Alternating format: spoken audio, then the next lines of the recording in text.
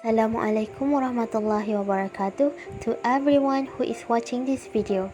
Basically, this video is about the Umayyad Caliphate rule in Andalusia from year 929 until 1031. Let us learn more about the development of this caliphate.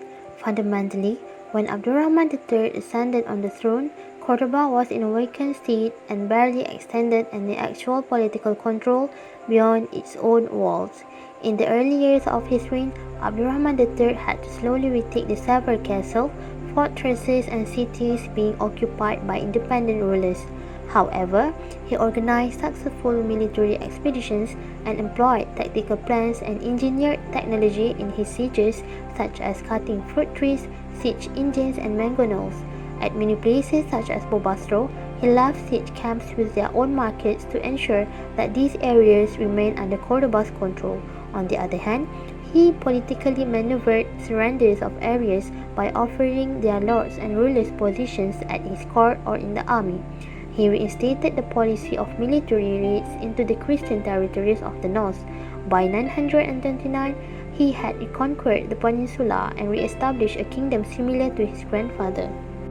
Therefore, in order to symbolize his success and to challenge the rising Shiite dynasty of the Fatimids who had established a rival caliphate in Africa in 909, Abdurrahman III publicly assumed the title of Amirul Mu'minin.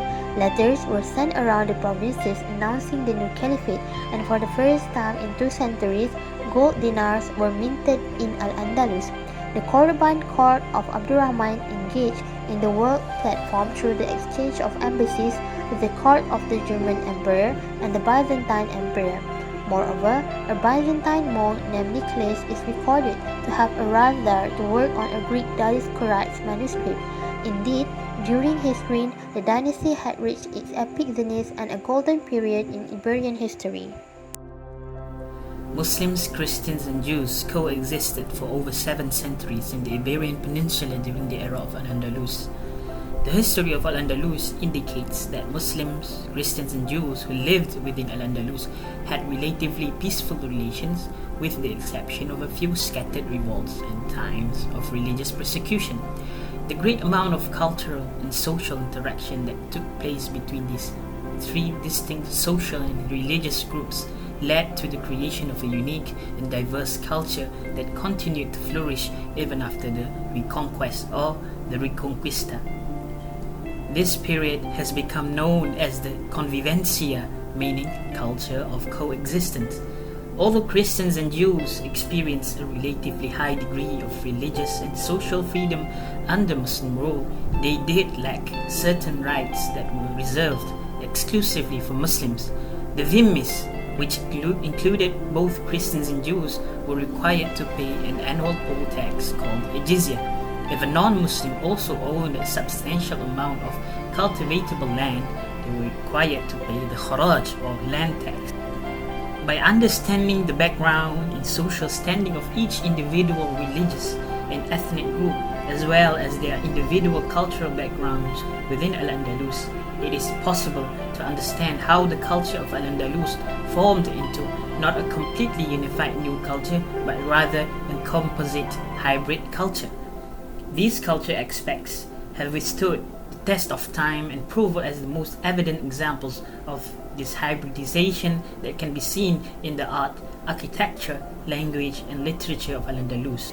Looking into the legacy of the Umayyads in Andalusia, one of the examples of the cultural exchange within its art and architecture achievement is illustrated by the Medina Az-Zahra, meaning beautiful city, on the outskirts of Cordoba, started in 996 by Abdurrahman III al-Nasir, which served as the capital of the Iberian Caliphate.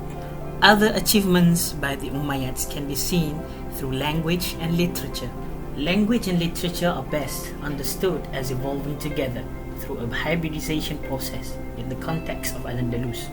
It is also important to note that language and literature also had a huge impact on all ideas that flowed into all areas of study, including science. Many scholars emerged from this period in Andalusia. Among them are Maimonides, which is a Jewish philosopher, Ibn Rushd, a Muslim polymath Abu Jasis, Hasda ibn Shaprut, ibn Tufail, and many more. All these figures and scholars came from various religious backgrounds and ethnic groups.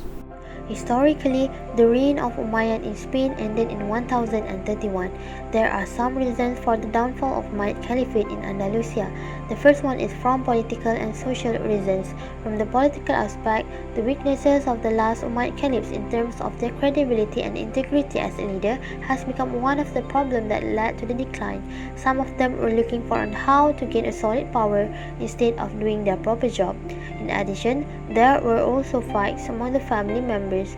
By the end of Hisham II's reign, the caliphate was irreversibly weakened, and after continuous political strife among the members of the dynasty who are trying to regain power in Andalus, the dynasty eventually collapsed and later became politically fragmented. It has led to the beginning of the era Taifah kings. One of the famous new dynasties that revolves the Umayyad Caliphate during that time is the Hammadid dynasty. There were Muslim Berber dynasty emerged in the 11th century. And the second reason is there was a threat from the Christian kingdoms in which they intervened, thus create the instability towards Umayyad Caliphate rules. Indeed, as a result of civil wars, Umayyad rule in Spain ended in 1031, and Andalus was divided among feudal states that faced constant attacks from northern Spanish Christian powers. Until now, not only in Spain and the Muslim world, but the whole world and subsequent civilizations benefited from the relics and the legacies of the Umayyads in Andalusia in terms of good and moral governance, equality of different religions and ethnicities, and also the spectacular development of science.